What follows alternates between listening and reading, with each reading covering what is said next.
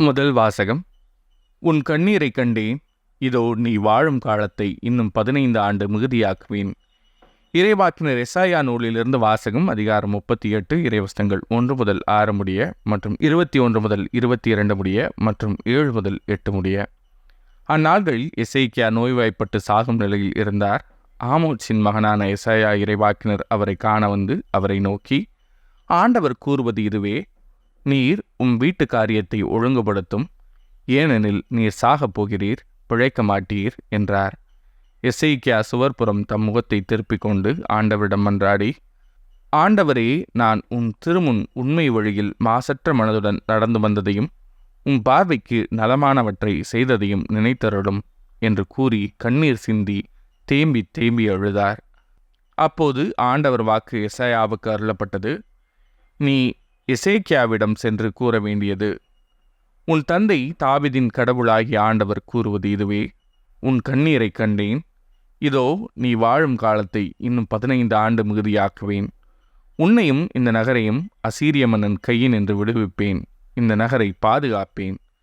எசேக்கியா நலமடைய ஓர் அத்திப்பழ அடையை கொண்டு வந்து பிழவையின் மேல் வைத்து கட்டுங்கள் என்று எசாயா பதில் கூறியிருந்தார். ஏனெனில் ஆண்டவரின் இல்லத்திற்கு என்னால் போக முடியும் என்பதற்கு எனக்கு அடையாளம் யாது என்று எசேக்கியா அரசர் கேட்டிருந்தார். தாம் கூறிய இந்த வார்த்தையை ஆண்டவர் நிறைவேற்றுவார் என்பதற்கு அவர் உமக்களிக்கும் அடையாளம்: இதோ சாயும் கதிரவனின் நிழல் ஆகாசின் கதிரவ கடிகையில் 10 பாத அளவு பின்னிடச் செய்வேன்.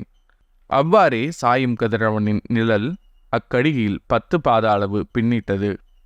இது ஆண்டவரின் அருள்வாக்கு. இறைவா, உமக்கு நன்றி. பதிலுரை பாடல். அழிவின் குழியிலிருந்து ஆண்டவரே, என் உயிரை காத்தீர். என் வாழ்நாளின் நடுவில் இவ்வுலகை விட்டுச் செல்ல நேருமே.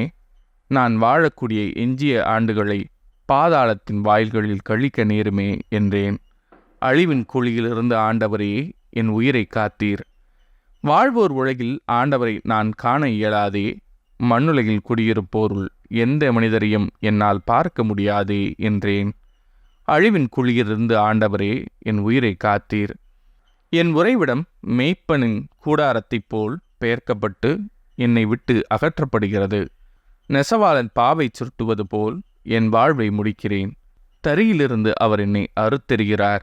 அழிவின் குழியிலிருந்து ஆண்டவரே, என் உயிரை காத்தீர்.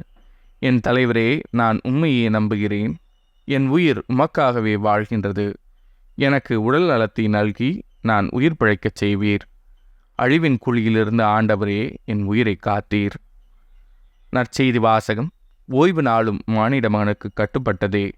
மத்தேயு எழுதிய தூய நற்செய்தியிலிருந்து வாசகம். அதிகாரம் 12, இறைவசனங்கள் 1 முதல் 8 முடிய. அன்று ஓர் ஓய்வு நாள்.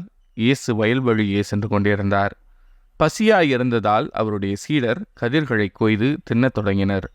பரிசேயர்கள் இதை பார்த்து இயேசுவிடம், பாரும், ஓய்வு நாளில் செய்யக்கூடாததை சீடர்கள் செய்கிறார்கள் என்றார்கள். அவரோ அவர்களிடம், தாமும் தம்முடன் இருந்தவர்களும் பசியாயிருந்தபோது தாவீது என்ன செய்தார் என்பதை நீங்கள் வாசித்தது இல்லையா?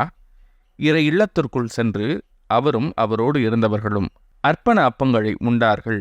குருக்கள் மட்டுமே உண்ணக்கூடிய அப்பங்களை அவர்கள் உண்டது தவறல்லவா?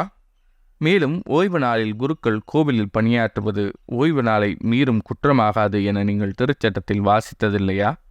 ஆனால் கோவிலை விட பெரியவர் இங்கே இருக்கிறார் என நான் உங்களுக்கு சொல்கிறேன். பழியை அல்ல, இரக்கத்தையே விரும்புகிறேன் என்பதன் கருத்தை நீங்கள் அறிந்திருந்தால் குற்றமற்ற இவர்களை கண்டனம் செய்திருக்க மாட்டீர்கள். ஆம், ஓய்வு நாளும் மானிட மகனுக்கு கட்டுப்பட்டதே என்றார். இது ஆண்டவரின் அருள்வாக்கு. கிறிஸ்துவே, உமக்கு புகழ்.